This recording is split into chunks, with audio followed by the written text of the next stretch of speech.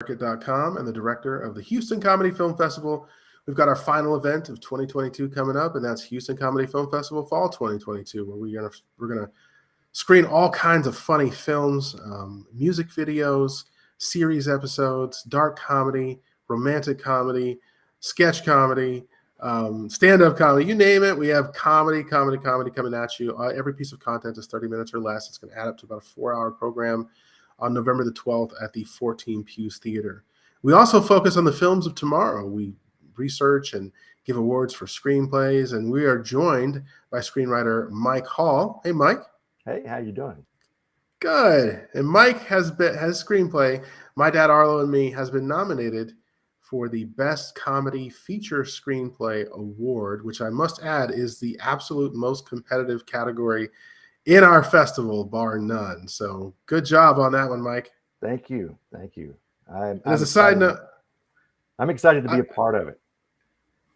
Sorry to cut you off there. Yeah, I'm excited to have you. And I also want to add that our newest event, the Georgia Comedy Film Festival, this screenplay has been selected there. The award nominations are not out yet, but we'll come back and talk to you for Georgia later.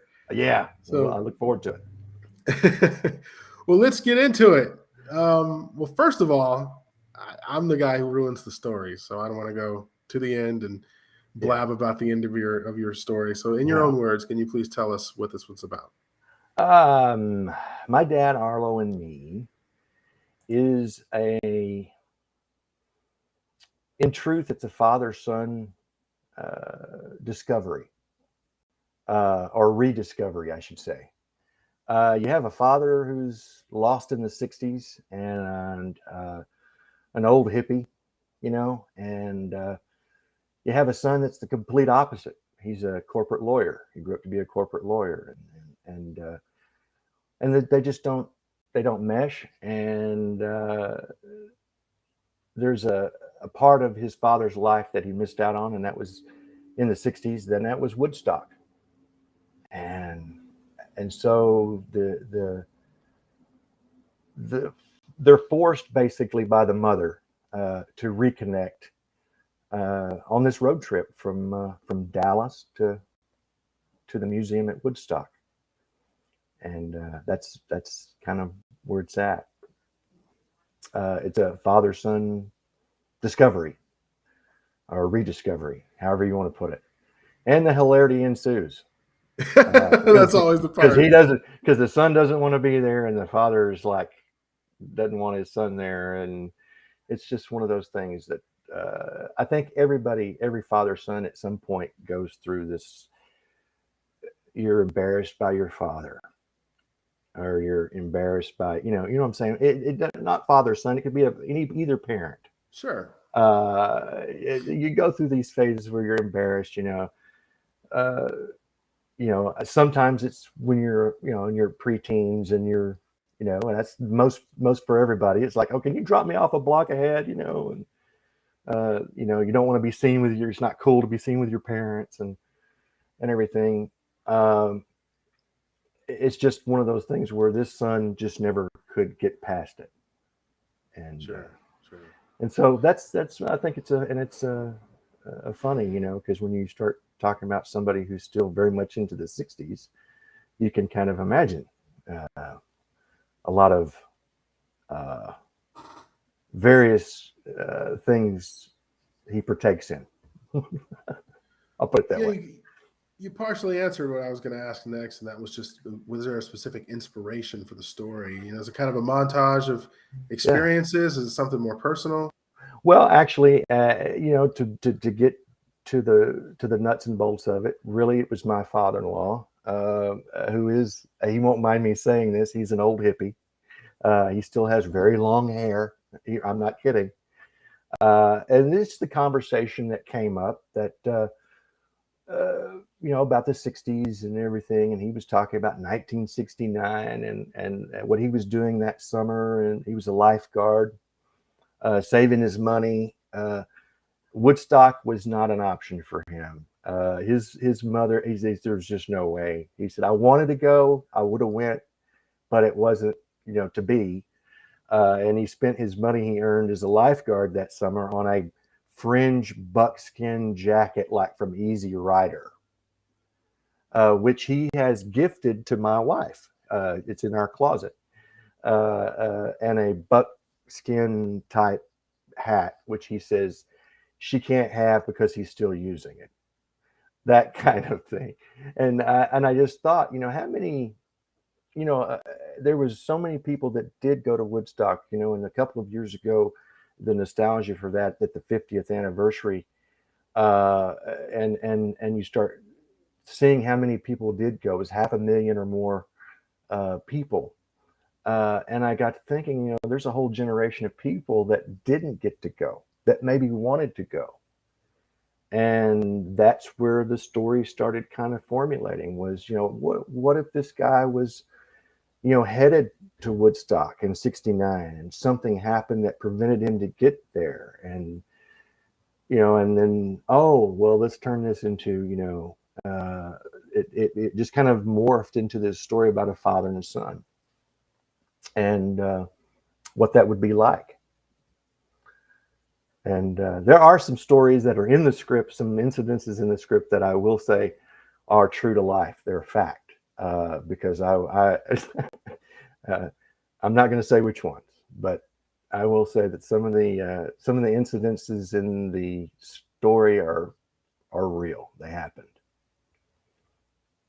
Wow. Well, thanks for being transparent about that, because it's tough. Writing can sometimes come from a very personal place. And talking about the future a little bit, are you the type of person that's going to put together a team and try and get this film made, or are you someone who was trying to maybe sell the screenplay or option it to someone, to a production company or something like that? I'm never going to say that I'm not open to any and all business transactions or anything of the future when it comes to this screenplay. I'm never going to say never. But my dream or my goal would be, I would like to find the financing and shoot this. And I mean, I've literally, the way I write, coming from an actor perspective, is that I actually act out the parts as I'm writing. And what feels good and feels right is what gets left in the story, and what doesn't gets taken out. Sure. And I go back through it, and I live it. Every scene, everything, I can see it happening in front of my eye, And so I would like to be able to take something that I took from here to paper and put it on film. That would be the ultimate, but I'll never say never to other options when it comes to it. Gotcha. Well, are you working on any other projects right now other than just focusing on this one? Oh yeah. I've got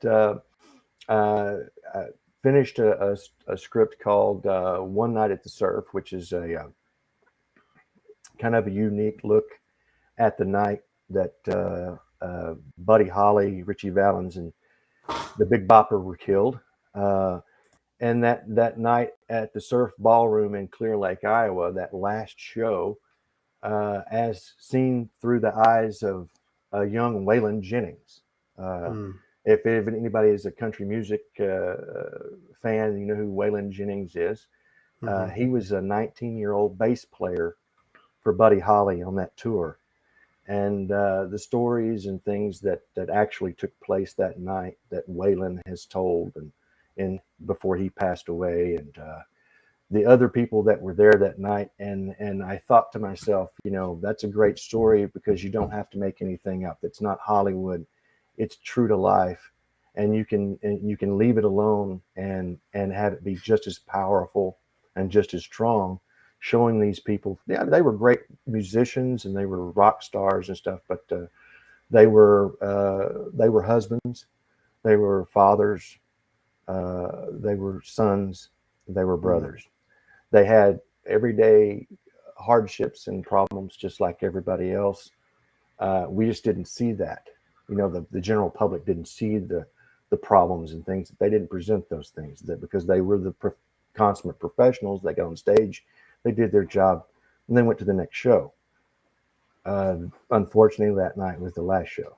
Mhm. And there's a lot, but so I've got that, and I've got a romantic comedy that I'm working on called Saving Grace, which is actually, again, it goes back to personal.